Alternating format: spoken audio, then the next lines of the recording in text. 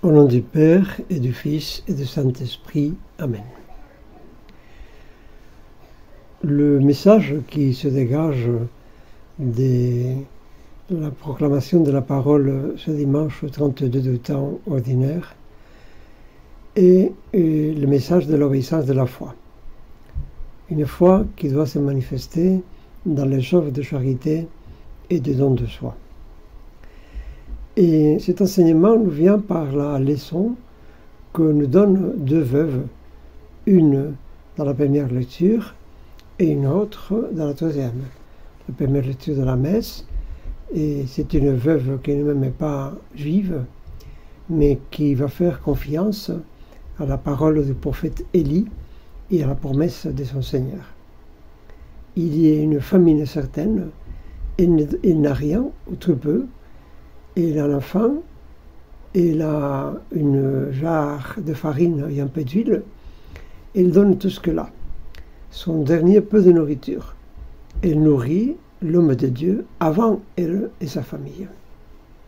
Il en aura la récompense, car ni l'huile ni la farine ne viendront à manquer chez elle jusqu'à la fin de la famine. Et pour ce qui concerne la veuve de l'Évangile, vous aurez lu l'Évangile et vous voyez les yeux du Seigneur et l'émerveillement de Jésus en voyant cette veuve qui donne tout ce qu'elle a, qui offre son dernier peu d'argent pour soutenir l'œuvre des prêtres de Dieu dans les temples. Et dans leur abnération, ces veuves en fait incarnent cet amour que Jésus prêche, cet amour que Jésus nous révélait concrètement la semaine dernière en étant comme le cœur de la loi et de l'Évangile. Cette abnération reflète l'amour du Père quand il donne son Fils unique et l'amour de Christ quand il se sacrifie sur la croix. De nouveau, dans l'épître d'aujourd'hui, nous entendons le Christ décrit comme un nouveau grand prêtre et le serviteur souffrant annoncé par Ésaïe. Sur la croix, il a fait un sacrifice une fois pour toutes pour enlever notre péché et nous amener au salut. Une fois de plus, nous sommes appelés à imiter son sacrifice d'amour dans nos propres vies. Nous ne serons pas jugés sur ce que nous donnons.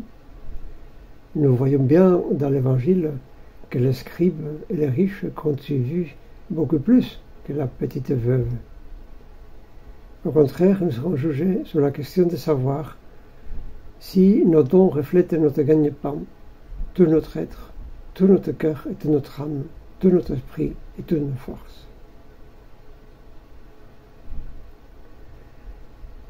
Donnons-nous tout ce que nous pouvons au Seigneur, non pas par devoir forcé, mais dans un esprit de générosité et d'amour.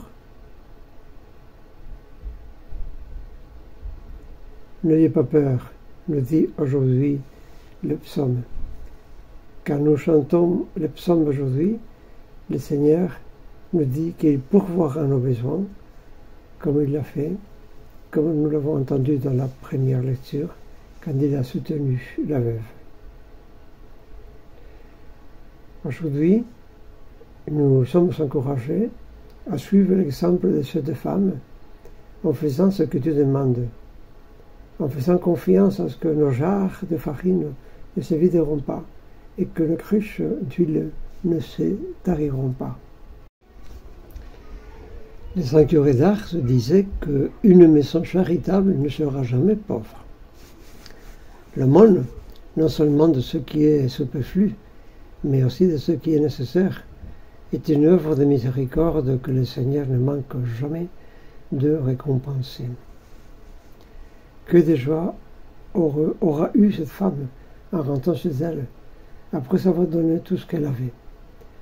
Quelle surprise la sienne lorsqu'au moment de sa rencontre avec Dieu, après cette vie, elle a pu voir le regard plein de plaisir de Jésus, le matin où elle fit son offrande. Chaque jour, ce regard de Dieu se pose sur notre vie. Soyons généreux quand nous faisons l'aumône. Quand elle est faite avec droiture d'intention, en regardant Dieu, comme cette veuve dont Jésus nous parle dans l'Évangile, il gagne tous ses titres d'honneur. Avec générosité, souvent avec des biens dont nous aurions besoin, mais qui sont plus nécessaires à d'autres. En évitant d'être mesquin avec celui qui s'est si généreusement surpassé pour nous, au point de se livrer totalement sans compter. Réfléchissez-y. Que vous coûte, même sur le plan financier, le fait d'être chrétien? Il faut se poser la question. Parfois, les questions sont intéressantes dès qu'on touche au porte-monnaie. Le monde naît d'un cœur compatissant, plein d'amour de Dieu et des autres. C'est pourquoi, par-dessus la valeur matérielle des biens, se trouve l'esprit de charité avec lequel nous faisons l'aumône, qui se manifestera dans la joie et dans la générosité. Ainsi, même si nous ne disposions pas de beaucoup de biens, les paroles de Saint Paul que recueille aujourd'hui la liturgie des heures deviendront une réalité. Par la puissance de Dieu, nous sommes tenus pour des affligés alors que nous sommes toujours dans la joie, pour des pauvres alors que nous faisons beaucoup de riches, pour des gens qui n'ont rien alors que nous possédons tout. Ne donnons jamais de mauvais gré au système, parce que Dieu aime celui qui donne avec joie. Et Dieu récompensera largement notre générosité, ce que nous saurons apporter aux autres, en temps, en attention, en biens matériels. Le Seigneur va nous les rendre augmentés. Je vous dis, qui sème peu récoltera peu, qui sème largement récoltera largement.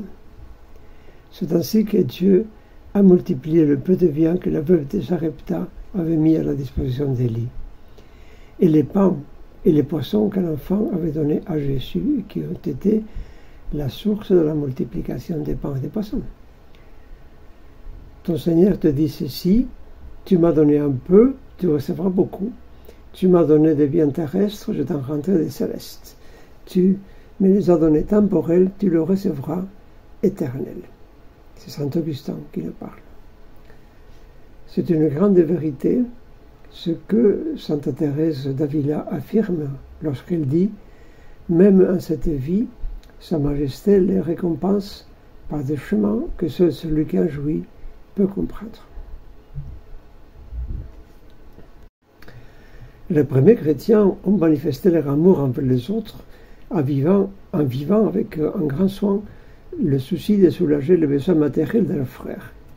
Et il y a des références innombrables dans les actes des apôtres et dans les épîtres de Saint Paul sur la façon de vivre cette œuvre de miséricorde. Et même on y trouve des suggestions pour la façon concrète de la faire. Que le premier jour de la semaine, chacun de vous mette de côté chez lui ce qu'il aura pu économiser, écrit Saint Paul aux chrétiens de Corinthe. Et il ne donnait pas seulement ce qu'ils avaient en trop.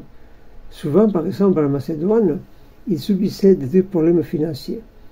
Et l'apôtre ne manquait pas de louer ces églises de Macédoine, car au milieu des nombreuses tribulations qu'elles ont endurées, dit-il, la joie a surabondé pour elles. Leur extrême pauvreté a abondé en trésors de libéralité sans calcul.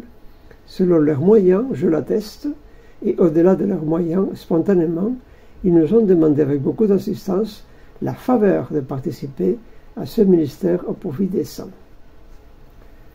Donc, non seulement ils ont contribué avec générosité à la collecte en faveur des chrétiens de Jérusalem, mais ils se sont donnés au Seigneur d'abord, puis à nous grâce à Dieu, dit saint Paul. Peut-être Paul parle ici du don généreux à l'évangélisation de ses plus loyaux collaborateurs. Voilà, nous terminons notre petite méditation. Demandons à Notre-Dame de nous accorder un cœur généreux, qui sache donner et se donner, qui ne lésine pas sur les temps ni les biens, ni l'effort, quand il s'agit d'aider autrui et des œuvres apostoliques. Le Seigneur nous regardera comme il a regardé la femme pauvre qui s'approcha ce matin-là du tronc du temple.